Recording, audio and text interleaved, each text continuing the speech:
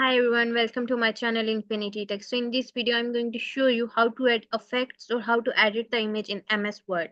So for that, first of all, we need to go to the MS Word, and from here, I'm going to select this blank document, click here, and after that, go to this insert button. And after that, there's the pictures option. Currently, we need a picture to edit it. First of all, we are going to add this picture here, and I'm going to reduce the size of this image, make it more smaller. So after that, we are able to edit it or add the effects.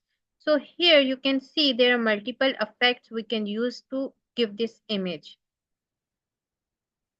So for that, first of all, make it in the center. Here you can see we have a multiple effects we can add in any image. Suppose I want to make it in the circle format and the oval format, in the rectangle with the border, with the shadows.